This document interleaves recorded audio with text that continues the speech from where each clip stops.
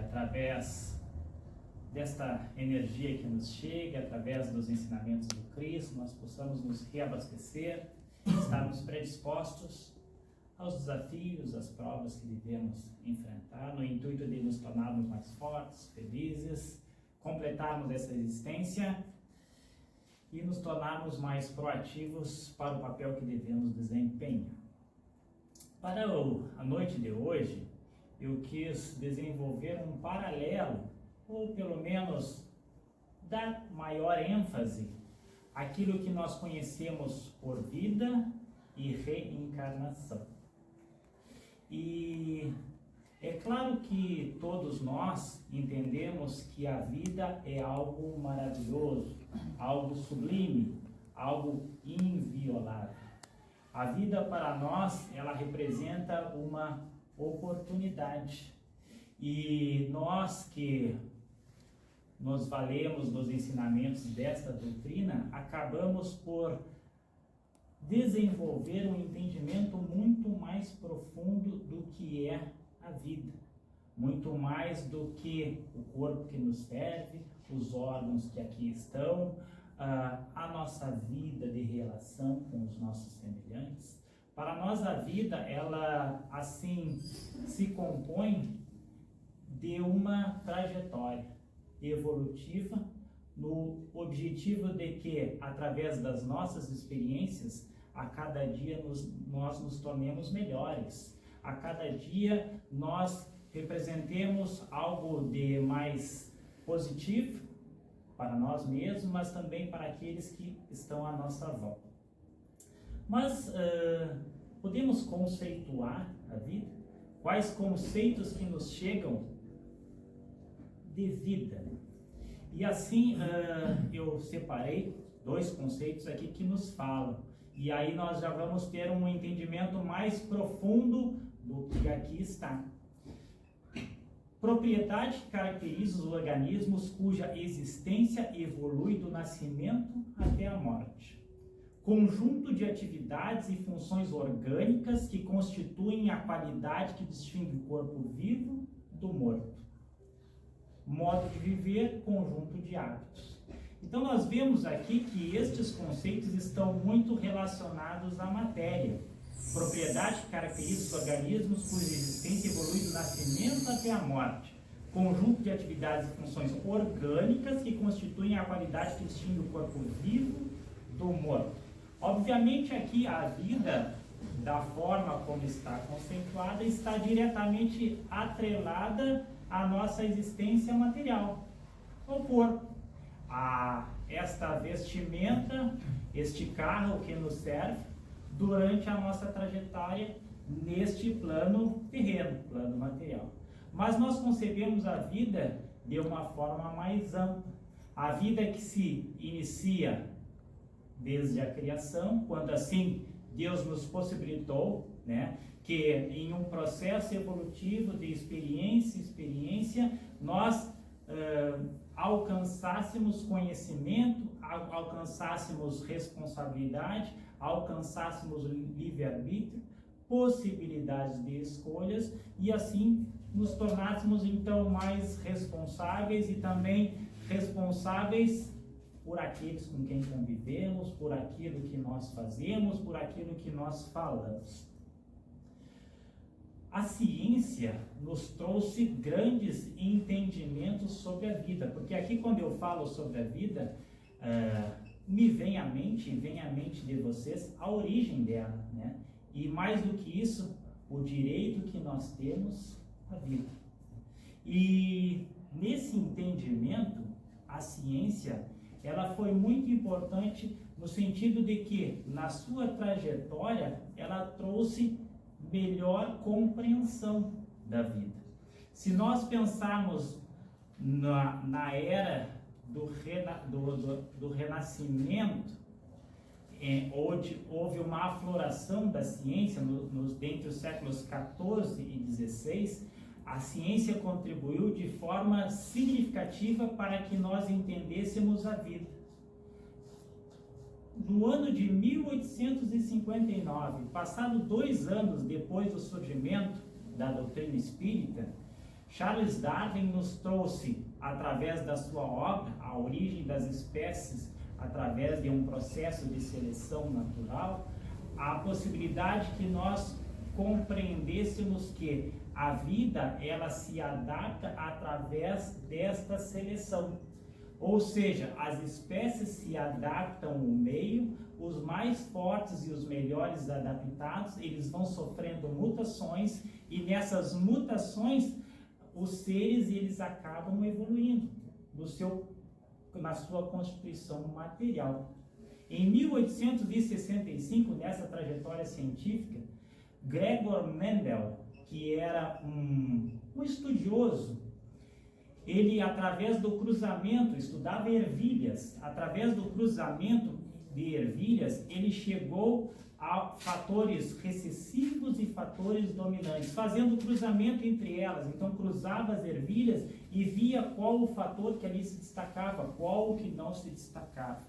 Enquanto, em princípio, nós temos uma ideia daquela biologia moderna, através de Charles Darwin, Gregor Mendel nos traz um aspecto genético, que nós passamos a entender também e rumamos para uma visão mais micro da vida, em destrinchando a célula. Pela célula nós vemos, através da sua constituição ou através do seu núcleo, a sua carga genética.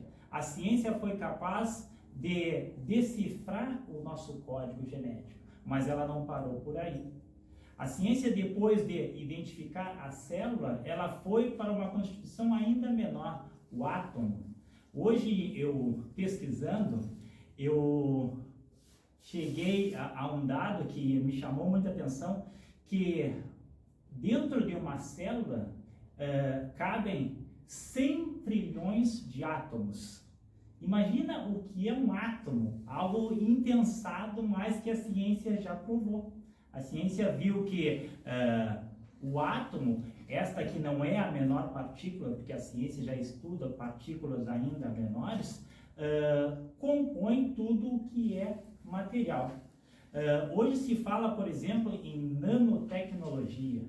O homem foi capaz, através da ciência, de inventar um microscópio. E ele chamou esse microscópio de tunelamento.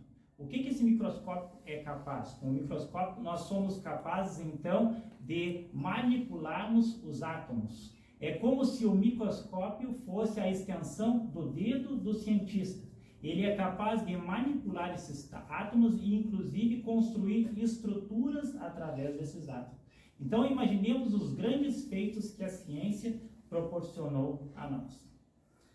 Mas, mesmo assim, com todos estes feitos, parece que ainda falta algo que a ciência até hoje não foi capaz de responder. Afinal de contas, onde está esta centelha que anima a matéria?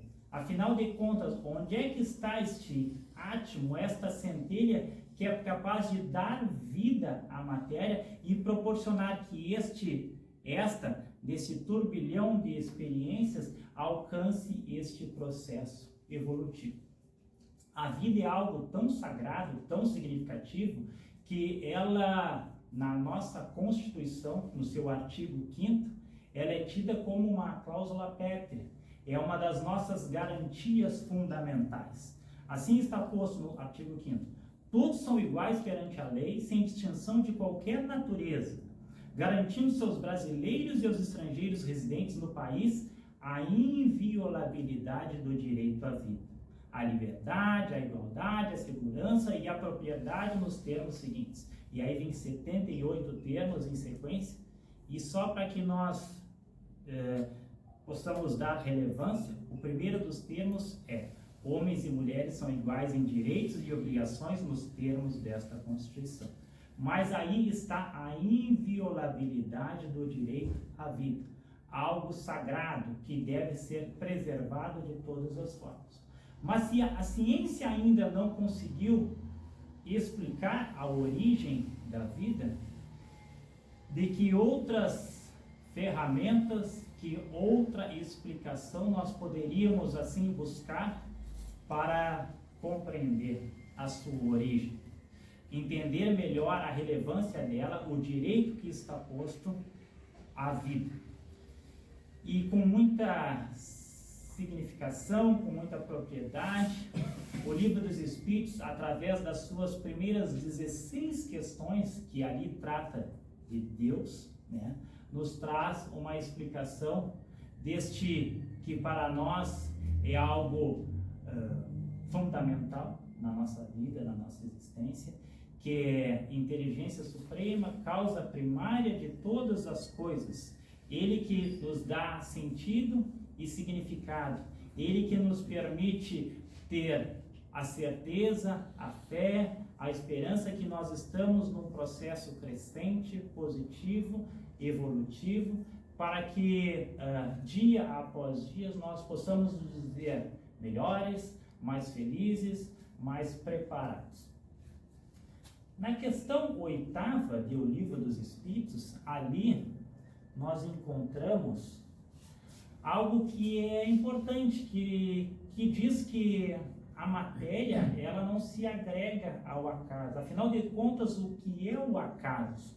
Né? Nós não poderíamos pensar que a vida, a origem dela, não tem uma explicação. Né? Se a vida ela é a consequência, entre causa e efeito, a vida é o efeito, onde estará a causa dela? Afinal, quem proporcionou que a vida desabrochasse, a vida assim se constituísse? Os cientistas chegaram já à conclusão de que milhões de espécies habitam o nosso planeta, milhões de espécies.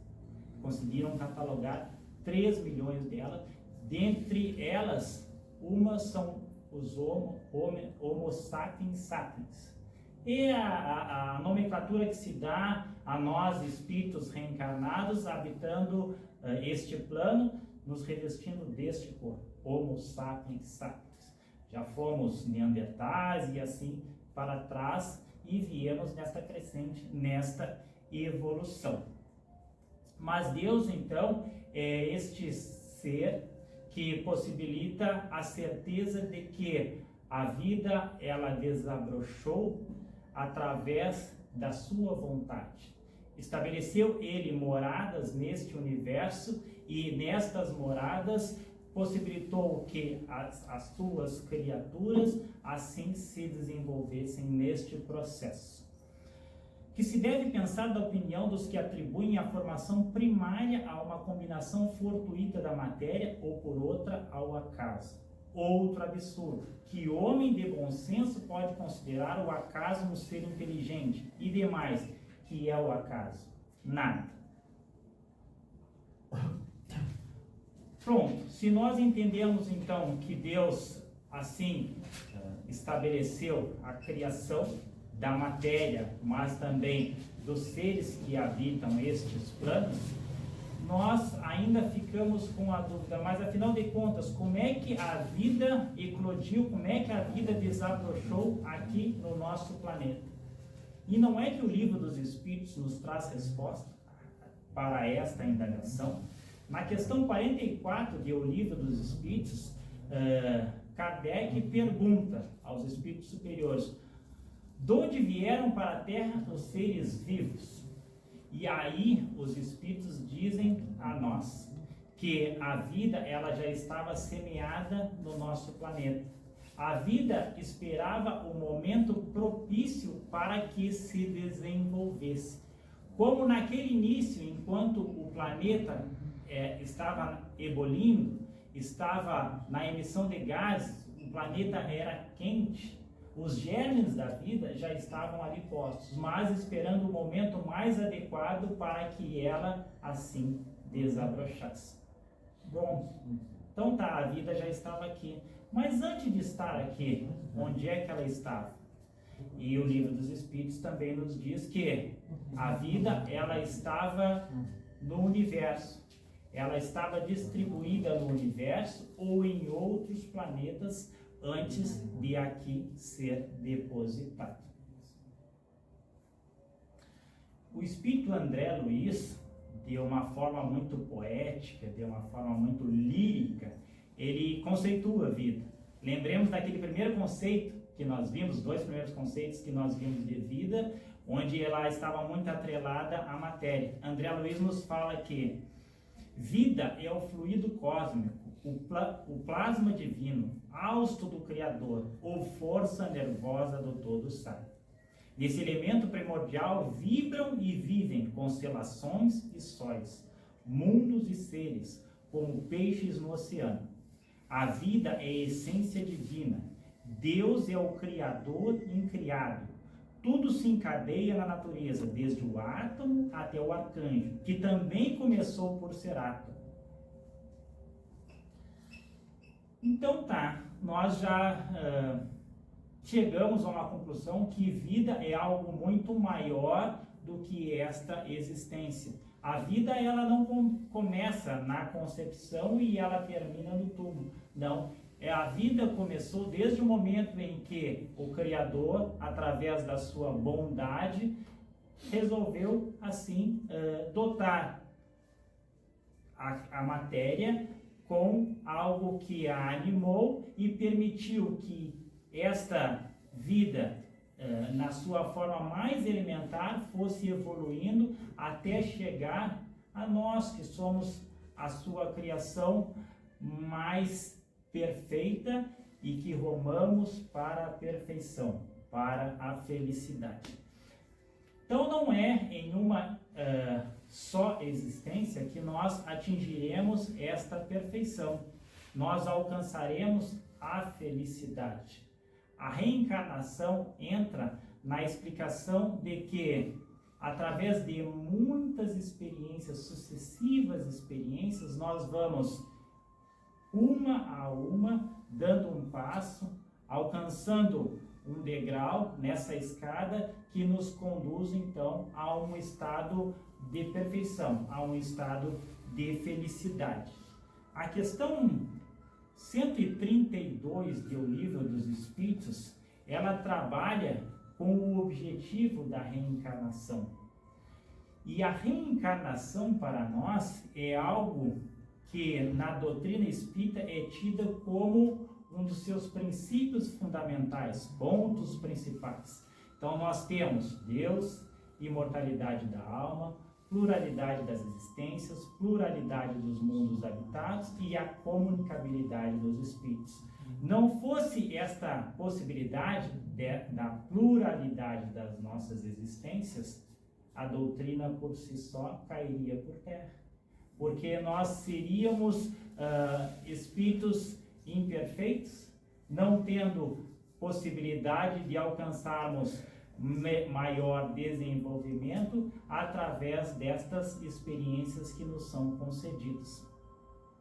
Existe um capítulo do Evangelho segundo o Espiritismo que trabalha com a ideia da reencarnação e nos traz exemplos de que mesmo na época do Cristo já existia uma ideia muito concreta desta pluralidade da existência. Embora os judeus da sua época, eles ainda tivessem essa ideia um tanto difusa, embaralhada. O que nós chamamos de reencarnação hoje, eles chamavam de ressurreição. Então, no capítulo 4, nós encontramos o título: Ninguém pode ver o reino de Deus se não nascer de novo. E ali, nestas passagens que nós temos do Novo Testamento, do Antigo Testamento, fica clara que uma ideia significativa desta pluralidade das existências já existia. Em Mateus capítulo 16, versículos 13 a 17. Vamos ver se eu me lembro, gente. A passagem diz o seguinte: Jesus, tendo voltado para os lados da Cesareia de Filipe, interrogou os seus discípulos para que estes lhe dissessem o que diziam os homens sobre o Filho do Homem. Quem diziam que ele era? E estes lhe responderam: alguns dizem que sois João Batista, outro Elias, outro Jeremias ou alguns dos profetas. E aí ele pergunta para os seus: e vós outros, discípulos, quem dizeis que eu sou? E Simão Pedro, tomando a palavra, lhe diz: vós sois o Cristo, o Filho do Deus vivo. E Jesus lhe responde: bem-aventurado sois Simão, filho de Jonas, porque não foi nem a carne nem o sangue que lhe disseram isso, mas meu Pai que está nos céus. Nesta passagem, nós já vemos que os princípios elementares desta pluralidade das existências estão contidos. Quando os discípulos lhe dizem que o povo está dizendo que ele é Elias, Jeremias ou alguns dos profetas, são profetas que vieram muito antes do Cristo. E estes concebiam que ele poderia ser um desses que tinha retornado. Nesta mesma sequência, Jesus conversa com Nicodemos, que era tido como um senador judeu da sua época. E este senador indaga a ele como poderia uma pessoa nascer de novo. Poderia ele entrar no ventre da sua mãe, estando velho, entrar no ventre da sua mãe? E Jesus aí lhe diz estas palavras que dão título ao capítulo: ninguém pode ver o reino de Deus se não nascer de novo.